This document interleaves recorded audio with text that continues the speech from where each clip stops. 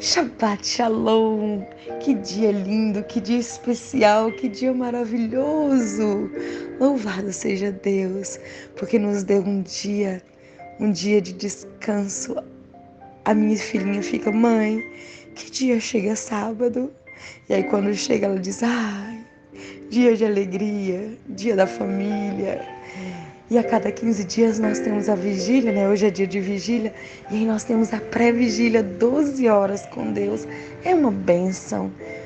A gente está ali reunido com os irmãos, orar, aprender da palavra, clamar pela sua vida. Clamamos por todos os grupos e em especial pelos integrantes da vigília, né? Pelos oradores, por quem vai cantar. E é uma bênção, uma bênção.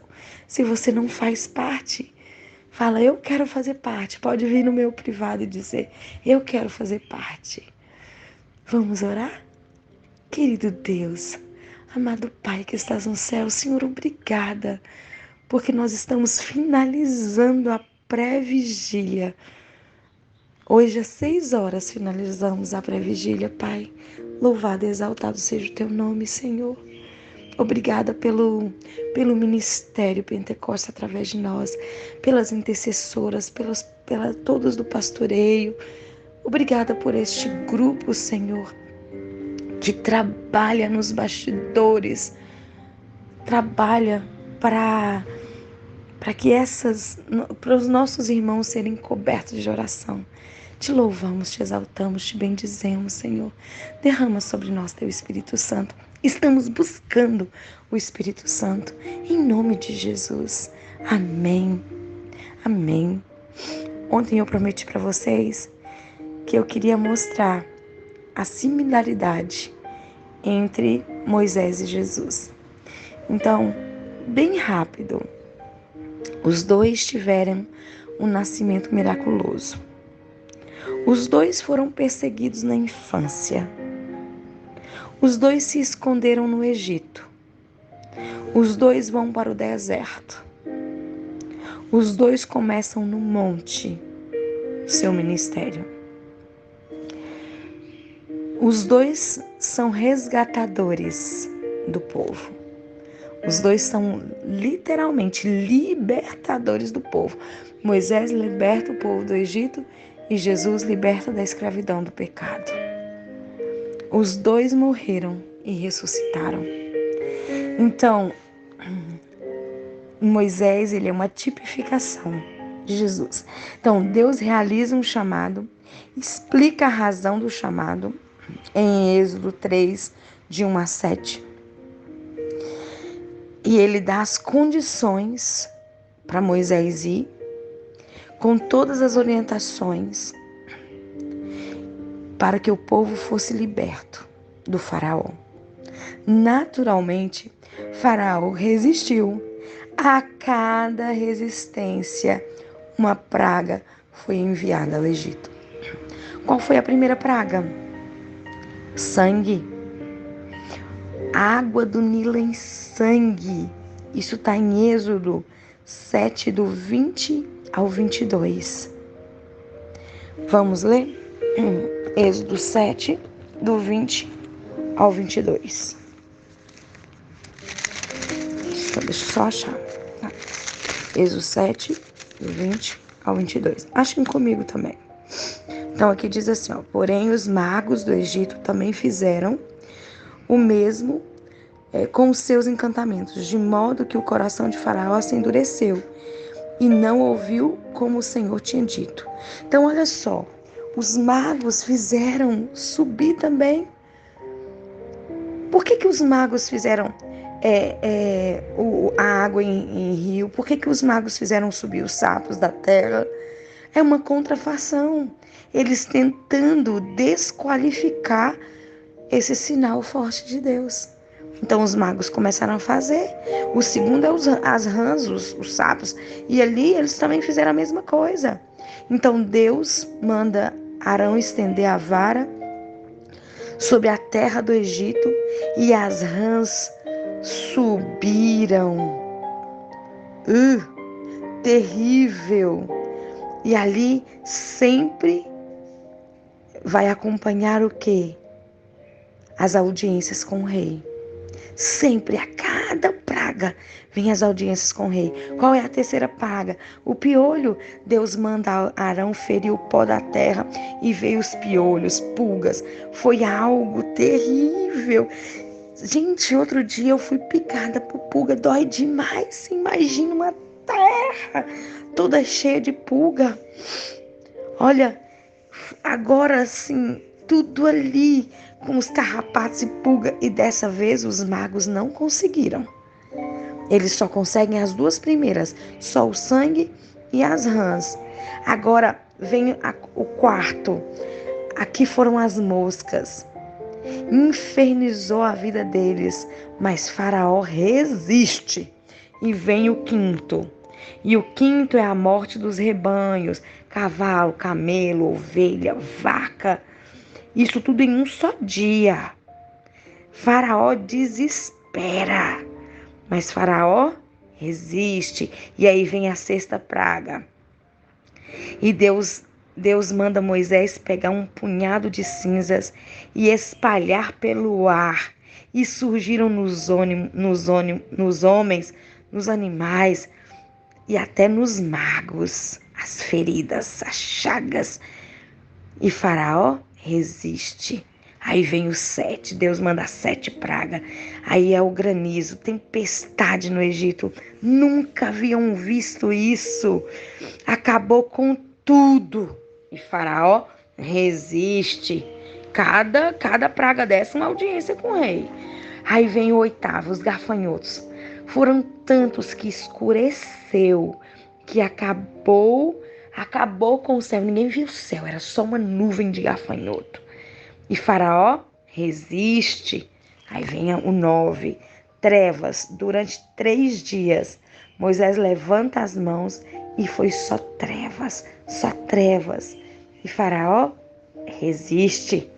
Aí vem a morte dos primogênitos, a 10ª praga, a morte dos primogênitos. E essa foi definitiva. Essa foi uma ação de juízo. E lembrando que os magos só conseguiram fazer as 2 primeiras, não mais nenhuma. E essa foi definitiva. Acabou com todos os primogênitos do Egito. Todos. O primogênito foi algo assim, dramático. Foi terrível. E aqueles que haviam sacrificado o cordeiro e colocado sangue na porta, o anjo da morte passou de largo. Daí a expressão Páscoa, persa, passar de largo. Esse é um símbolo muito forte, né? Por quê? Porque o próprio Messias sendo representado por esse cordeiro. Observem que a aliança foi reapresentada para Adão e Eva, diante ali do pecado. E agora um elemento entra mais. Qual era o elemento? O sangue. E agora esse sangue deveria manter as condições dessa aliança. E o povo de Israel ficou ali maravilhado quando os seus primogênitos foram o quê? Foram todos salvos. O uso desse sangue é para, de uma forma simbólica, que eles seriam o quê? Libertos. Veio a libertação. Só na cruz foi definitiva, mas aqui começa a primeira coisa simbólica. Depois, eles comemoraram a Páscoa, que significa a ação de Deus para pagar o preço pela culpa e garantir a libertação para o povo, retornasse à aliança. Agora o povo de Deus sai do Egito e começa a sua peregrinação. Tem um paralelo muito grande entre isso. No contexto das pragas, só para vocês entenderem um exemplo, contra o Egito, fazendo um paralelo, nós vamos encontrar lá em Apocalipse, nos eventos finais, contra a Babilônia, 7 pragas. E as 7 pragas são úlceras, mar em sangue, rios e fontes afetados, superaquecimento, trevas, Ali vem o sexto, vai vir o rio Eufrates, e o sétimo, a libertação do povo. Toda vez que Deus quer libertar seu povo, Ele aplica juízo para proteger seu povo e garantir a liberdade para o seu povo. O que aconteceu lá no Egito vai voltar a acontecer nos nossos dias. Quando Cristo concluir sua obra, então os ímpios serão castigados. Olha, logo isso vai acontecer. E isso aqui vai ser algo maior ainda. Então, quando nós olhamos para o capítulo 19 de Êxodo até o 24, se você pega do 19 ao 24 de Êxodo, é Deus propondo uma aliança. É Deus propondo para o povo. Finalmente o povo sai do Egito e passa pelo Mar Vermelho, é batizado por uma prova de fé. Deus abre o mar e todos eles passam e saem do outro lado um deserto, e começa ali a ser alimentados pelo maná. Um deserto e logo depois o maná. Deus vai providenciando tudo o que é necessário para a subsistência, para a provisão nessa peregrinação. No capítulo 19, nós vemos aqui Deus pedindo para o povo parar ali ao pé do Monte Sinai. E Deus agora tem uma pergunta para o povo, porque Deus ele quer perguntar para o povo que se eles querem ir, se eles querem ser propriedade peculiar. Então vamos ler 19, verso 5. Agora, pois, se diligentemente ouvirdes a minha voz e guardares a minha aliança, então sereis minha propriedade peculiar dentre todos os povos, porque a terra é minha. E vós me sereis um reino de sacerdotal e um povo santo. E estas são as palavras que falareis aos filhos de Israel. Então, Êxodo 19:5. O que aconteceu? Deus chamou então Moisés para falar com eles. E Deus fala, estava ali no cume do Sinai, Moisés entrando na presença de Deus. Deus revela para Moisés o que ele quer, e ele quer uma aliança. E o povo já tinha uma noção de muita coisa. E Deus quer que o povo entenda quais são os componentes da aliança. Deus quer que o povo tenha a oportunidade de aceitar. E se o povo quisesse, poderia também rejeitar. Se o povo rejeitasse, eles estariam rejeitando o relacionamento com ele. Se o povo aceitasse a aliança, o povo estaria aceitando um convite de viver a experiência do relacionamento, de viver o amor. E agora ele poderia seguir com o povo. Poderia Deus ali, eles poderiam rejeitar e Deus não seguir. Tanto é que depois Deus faz uma prova. Ele fala, Moisés, eu não vou seguir com esse povo, eu vou mandar um anjo. Mas assim, olha, o povo, se eles fossem diligentes, o próprio Deus estaria ali. Então disse para Moisés, apresente para o povo o código da minha aliança.